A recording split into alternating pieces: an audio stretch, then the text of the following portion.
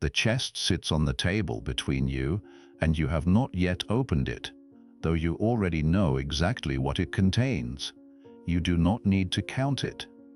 The weight alone, the careful craftsmanship of the lock, tells you everything about how much someone wants your silence tonight. You are Cato, a wealthy associate of men whose political interests you have repeatedly opposed, has arrived at your home this evening, polite, almost friendly, offering you what he carefully describes as a gift, a token of respect between honorable men, rather than what both of you actually understand it to be, a bribe. Feel the strange social choreography of this moment. The elaborate, careful language, designed to let both of you pretend something dishonest, is actually something else entirely. Something almost noble, a simple exchange between gentlemen who happen to disagree. You have opposed this man's associates for years now, consistently, publicly, refusing to support legislation that would have enriched their interests at considerable cost to ordinary Roman citizens who have no powerful voice defending them in the Senate. Tonight, apparently, they have decided that opposing you politically has become more expensive than simply purchasing your silence directly.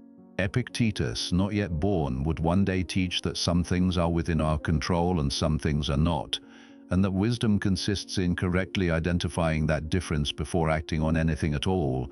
You consider this principle now, instinctively, though its precise words have not yet been written, recognizing immediately and clearly which category tonight's offer actually belongs to.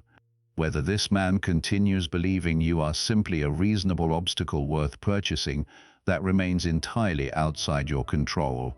Whether you actually accept his chest of silver, that remains this evening completely and entirely your own decision.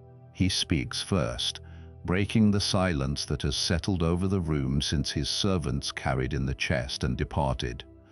He explains carefully, persuasively, that no one need ever know about tonight's exchange, that you could continue your public reputation for incorruptible integrity while privately accepting what he describes as simple,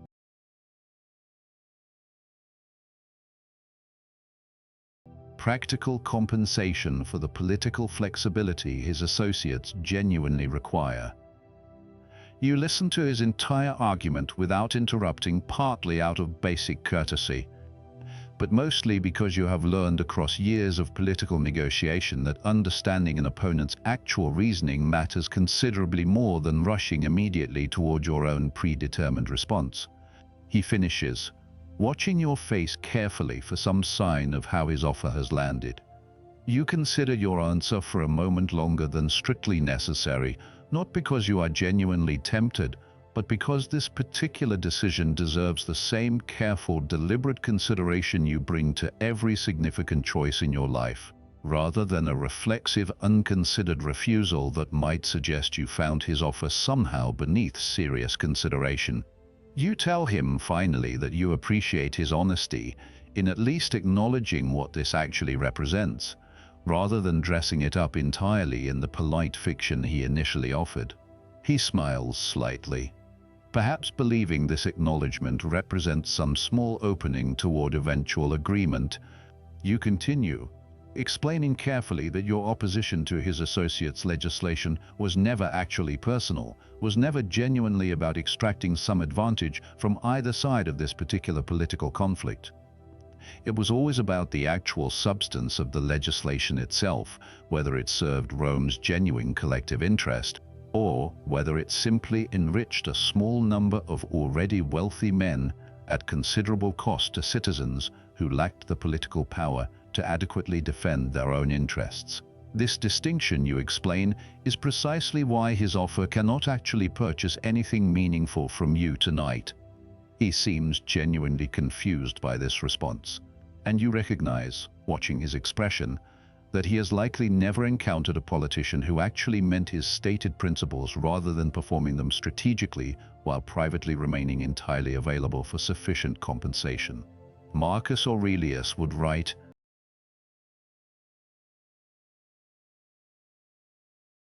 generations after tonight, that the best revenge is to be unlike the one who performed the injury. You think of this principle now, recognizing that accepting his bribe would not simply compromise your own integrity in some abstract sense. It would actually prove him correct about something larger and more troubling, his apparent belief that every politician's stated principles ultimately have a price, that genuine, uncompromising integrity simply does not exist within Roman political life, only varying levels of cost required to purchase whatever cooperation one currently needs. You refuse to provide that particular proof tonight. He shifts tactics, perhaps sensing that his initial approach has failed to achieve its intended effect. He suggests more directly now that your continued opposition carries genuine personal risk, that men whose interests you have repeatedly thwarted possess considerable resources and influence resources that could eventually be directed toward making your own political career, or perhaps your own personal safety, considerably more difficult than it currently is. You recognize this shift immediately for what it actually represents. The bribe's implicit companion, threat following closely behind incentive, once incentive alone proves insufficient.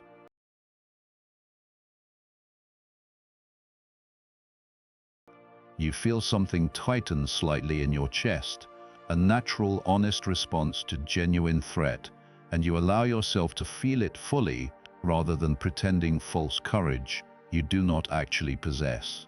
Epictetus would teach that it is not events themselves that disturb us, but our judgments about those events.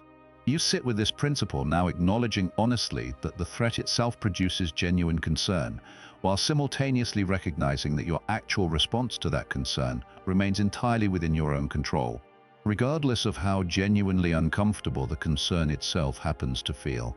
You tell him, your voice steady despite the genuine unease sitting beneath it, that you understand the risk he is describing, and that you have understood similar risks throughout your entire political career, since opposing powerful, wealthy interests has never been a particularly safe occupation for anyone genuinely committed to it.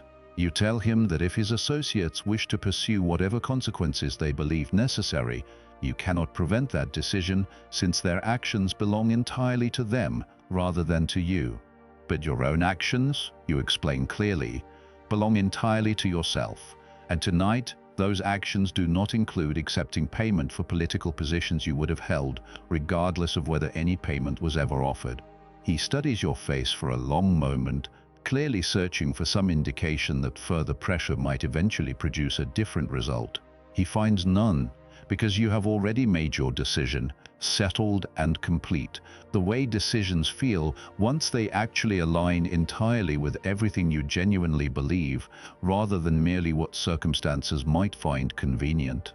He gathers his chest eventually, his earlier polite friendliness now replaced by something considerably cooler, and he departs your home without further conversation, the unstated threat from earlier still hanging unresolved somewhere in the air behind him. Alone again, you sit with what just happened,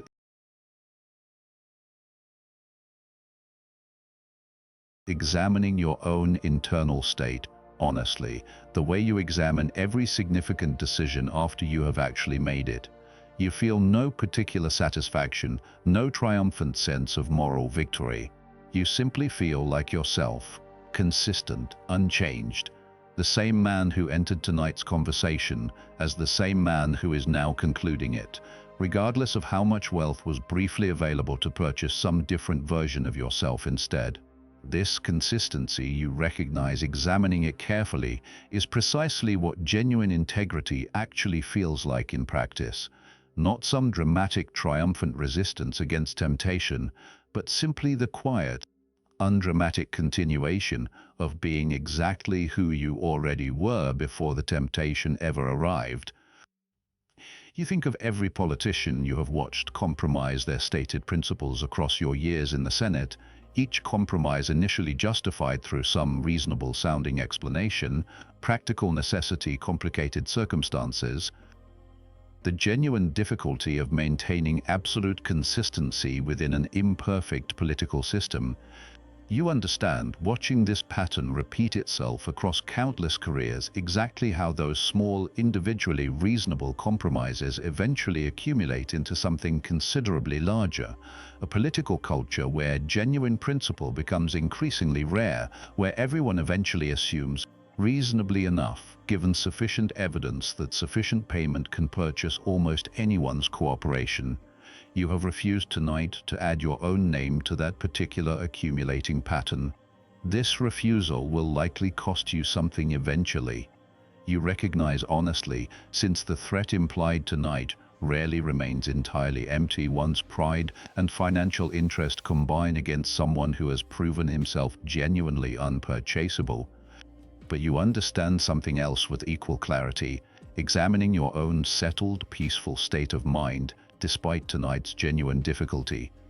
Whatever eventual cost arrives, you will face it as the same consistent person who refused tonight's chest of silver, rather than as someone who compromised himself first and then discovered too late.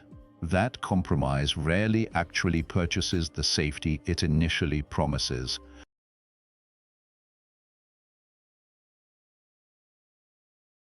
If you are listening to this and currently facing your own version of tonight's chest of silver, some genuine temptation to compromise your stated principles for sufficient practical advantage or sufficient safety, know that Cato once sat exactly where you might be sitting now, weighing real risk against real integrity, and chose consistency anyway.